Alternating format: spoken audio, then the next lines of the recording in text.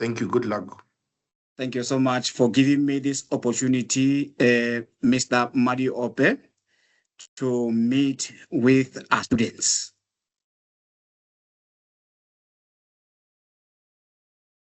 Our lesson for today is outlined as follows. We will have the introduction, the critical evaluations of different learning theories, the role of constructivism theory in inclusive education, behaviorism and its application in supporting learners with special needs, sociocultural factors in the inclusion of culturally and linguistically diverse learners, the application in designing accessible learning materials, integrating universal design for learning into bridge theory and practice, and lastly, we will conclude our lesson. Without wasting much time, let's indicate that learning theories provide essential guidance for designing teaching strategies that promote inclusivity and equity.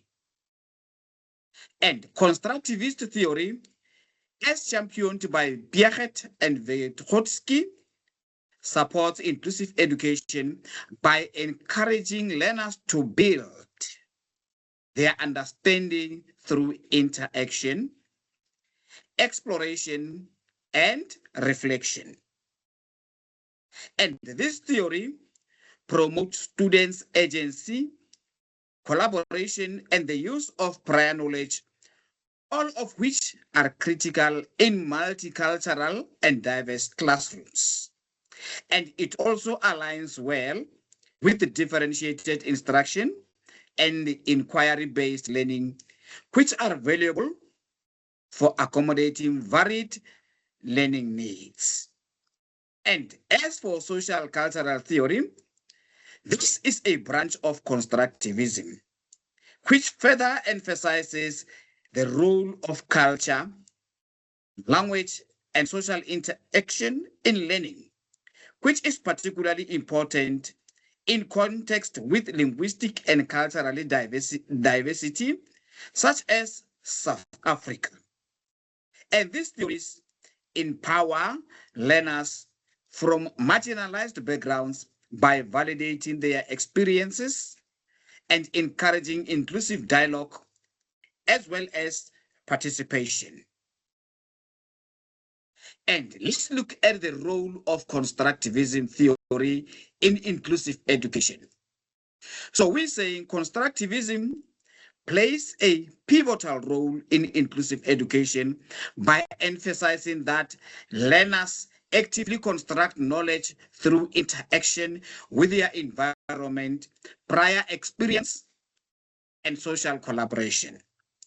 And this approach aligns well with inclusive practices as it recognizes the diversity of learners' backgrounds, learning styles, as well as abilities.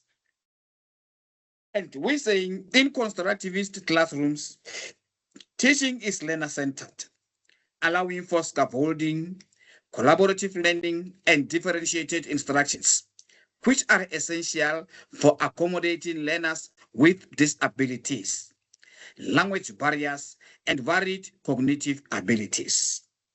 Furthermore, the Vygotsky concept of zone of proximal development reinforces the idea that learners benefits from guided interaction with more knowledgeable peers or adults, supporting peer tutoring and cooperative learning in inclusive settings.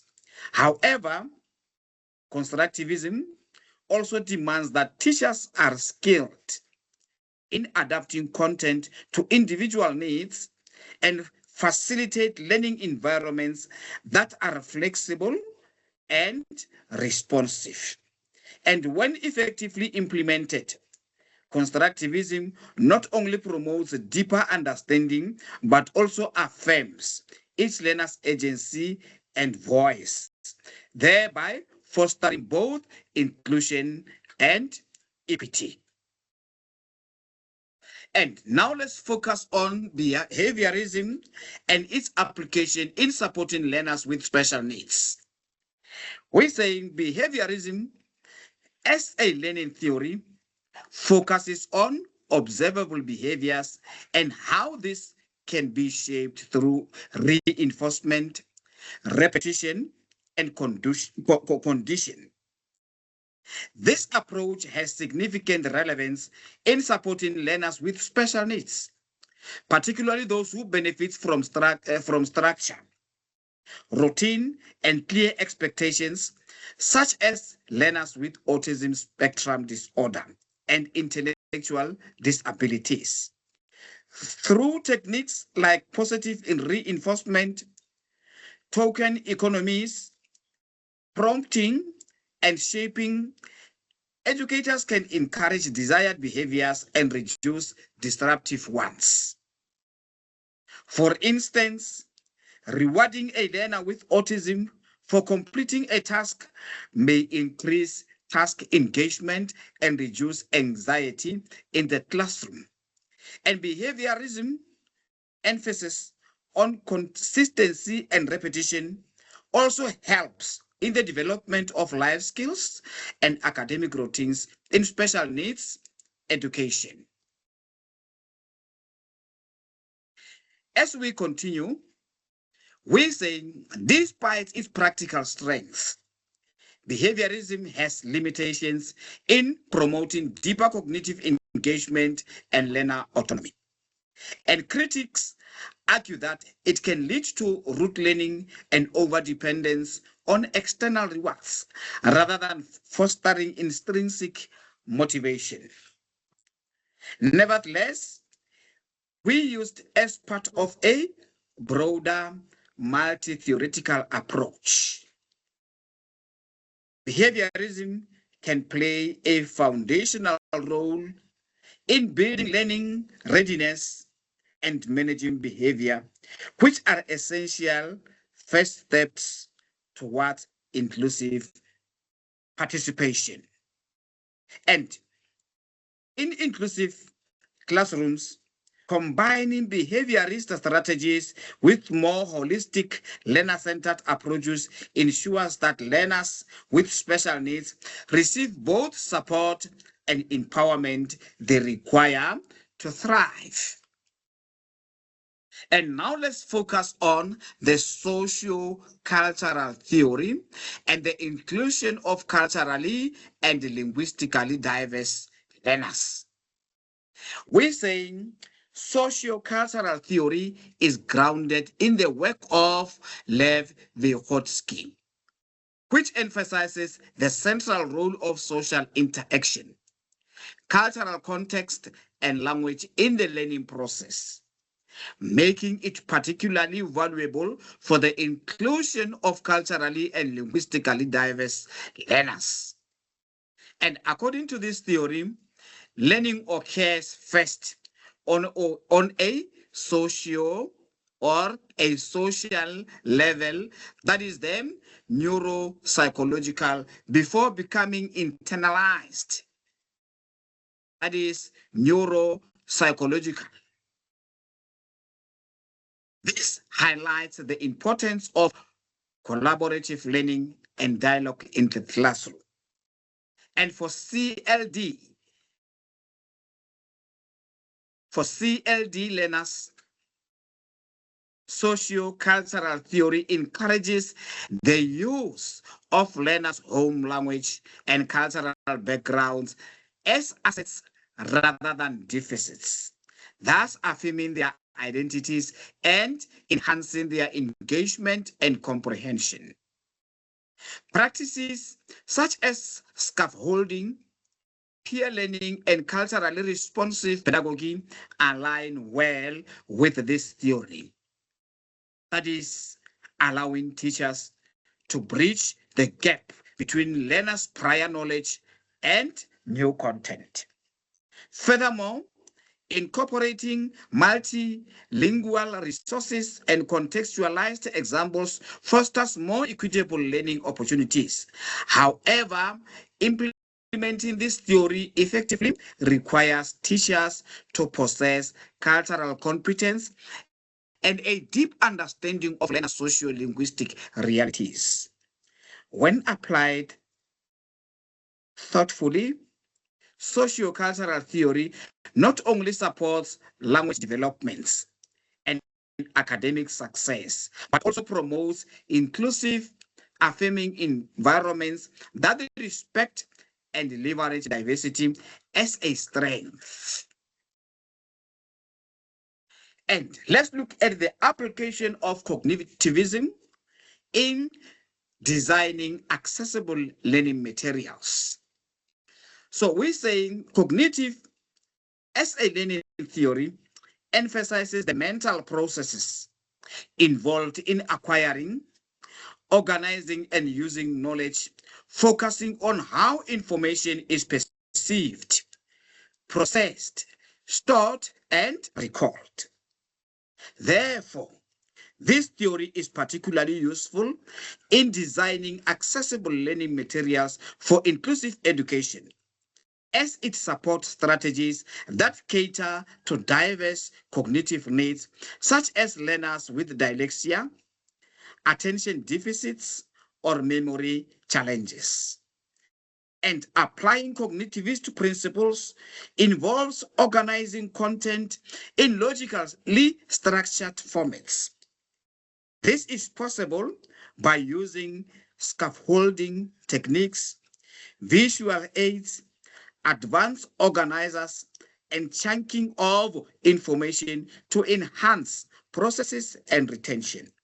For an example, digital learning materials that use consistent headings, highlighted keywords, and clear navigation cues helps reduce cognitive overload for learners with processing difficulties.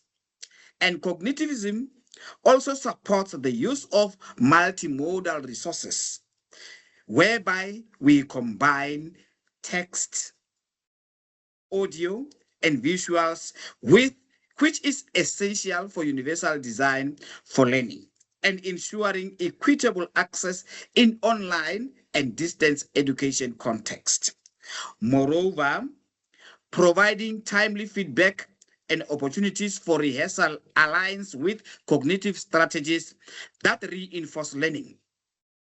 Thus, cognitivism offers a robust foundation for creating inclusive learner-centered materials that facilitate understanding and support academic success across a range of learning needs. And when we look at integrating universal design for learning into bridging theory and practice, we're finding out that universal design for learning is a research-based educational framework that translates learning theories into practical strategies to meet the needs of learners, thereby bridging the gap between theory and practice in inclusive education. This is grounded in cognitive neuroscience and constructivist principles. And UDL promotes flexible teaching methods, materials, and assessments that recognize learner variability from the outset. And by offering multiple means of engagement, representations, and expressions, universal design for learning aligns with theories like cognitivism by supporting how learners progress or process and retain information, and the socio-cultural theory by valuing the diverse cultural and linguistic backgrounds students bring into the classroom. For an example,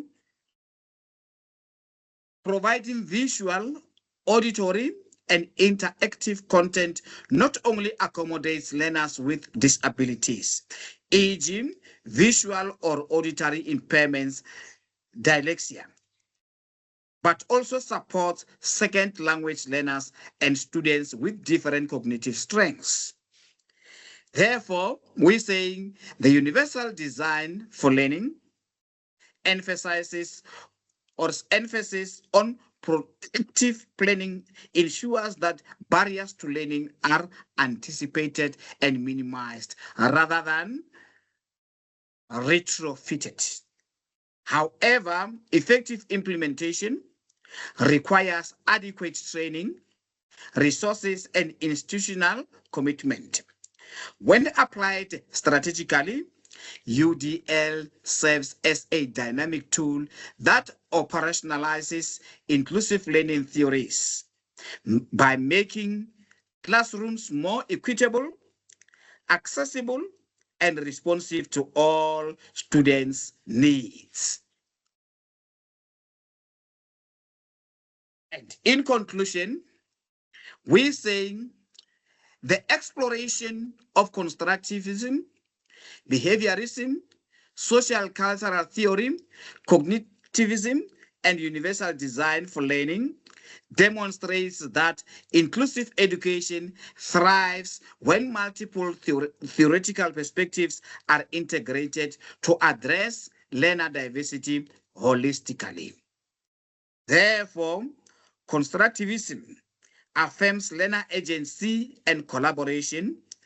Behaviorism provides structure and reinforcement for learners with special needs, and sociocultural theory values cultural and linguistic diversity, and cognitive ensures accessible, cognitively supportive materials. And UDL then bridges these theories into practice by proactively designing flexible, equitable learning environments that anticipate variability rather than react to it.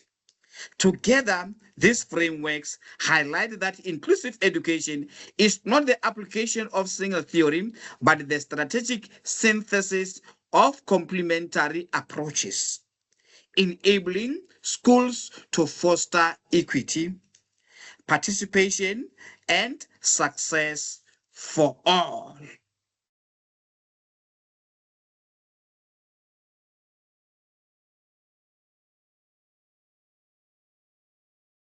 And I would like to end with the following quotes, which says, education is not the filling of a pail, but the lighting of a fire, one that must burn for every child in every context, by William Butler Yeats. Thank you so much for your time. This marks the end of our presentation for today. Ntate Maebana. Thank you so much.